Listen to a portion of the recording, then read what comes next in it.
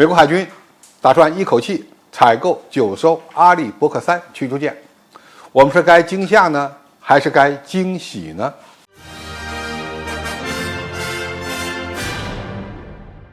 观众朋友，大家好，我是付天少。很多中国网友都习惯看中国军舰的下饺子，那么你可能会对美国军舰的建造速度感兴趣。8月初，美国海军分别向英格尔斯造船厂和通用动力巴斯钢铁造船厂发出了9艘伯克3级驱逐舰的采购合同，时间跨度为2023年至2027年，这可是整整5年。美国海军部长卡洛斯·德尔托罗还大言不惭地表示，阿利伯克是美国海军最成功的水面舰队支柱，该型驱逐舰还将服役数十年。不就是1年采购不到2艘驱逐舰？那么美国海军为什么以1年采购不到2艘驱逐舰的速度，一口气订购9艘呢？美国海军声称，以预先采购的方式，大约可以节省8.3亿美元，而阿利伯克3驱逐舰的造价仍然高达每艘20亿美元，这几乎要比中国的0.5万吨大驱贵上3到4倍。而且呢，技术上还落后一代。现在的问题是，我们如何来看待美国海军的这次采购计划？首先，美国海军开始接受现实，大批量的订购伯克3，说明他们已经等不起了。美国海军的阿利伯克级驱逐舰分为1、2、3型，虽然它们都属于神盾舰，但是前2型采用的是无源相对雷达，只有最新型的阿利伯克3才搭载有源相对雷达。而且到目前为止，阿利伯克3只下水了1艘，就被吹上了天。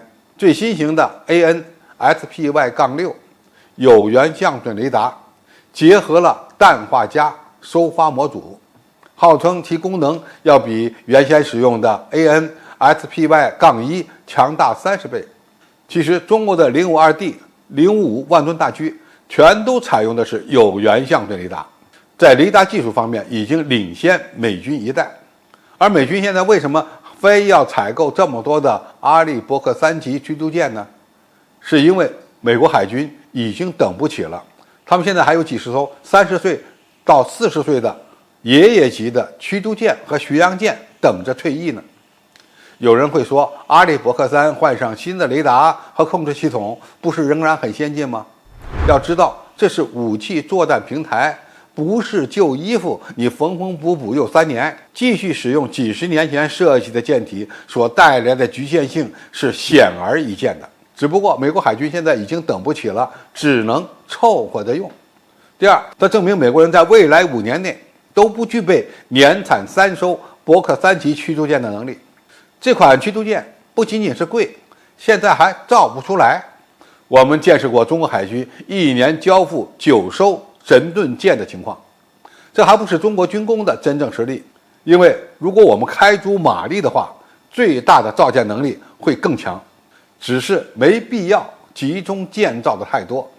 而美国人则完全相反，他们是真的造不出来。即使是当前这个5年9艘的造舰计划，已经受到了一些美国人的质疑。其实美国目前的军工造船企业的造舰能力受到基础设施落后、缺少产业工人、供应链危机等等的限制，早已经病入膏肓了。第三，美国下一代的 DDG-1000 驱逐舰仍然遥遥无期，这将会影响到未来几十年的中美海上力量的竞争格局。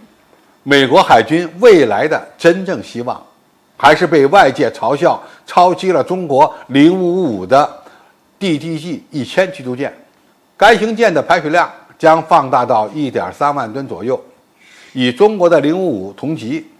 但是按照美国人现在的计划，到2035年之前都不一定能够看到 DDG-1000 的批量列装。到时候中国的055恐怕已经有了几十条了，而且下一代大型驱逐舰也该交付了。所以美国海军在主力驱逐舰的发展上已经明显落后于中国，而且是一步追不上，步步追不上，只能跟在中国海军的屁股后面吃灰。这对于一直拥有军事技术优势的美国海军来说，接受在主战舰艇上落后于中国的现实，是一个非常残酷的心理考验。所以，我们看待美国海军这一轮下饺子的计划，不需要受到惊吓，而是应该感到惊喜。现在建造一艘30年前设计的军舰，你也可以说，美国现在还在追求30年前的自己。阿利伯克3的理念是钻石恒久远，一颗永流传，5年造9艘。这不是下饺子，而是饺子都被煮成片汤了。如果这就是美国人的追求，那么我们真的佩服美国海军的怀旧精神。我们也要尊重美国海军收藏旧军舰的文化爱好。过去我们就一再说过，美国海军的主要优势在于存量，而中国海军的优势在于变量。但是很多人一直说我们在夸大中国海军的实力。现在美国人自己公开了主力驱逐舰的下饺子计划，这几乎就代表了美国海军主力战舰未来的发展趋势。他们还有什么资格与中国海军相比呢？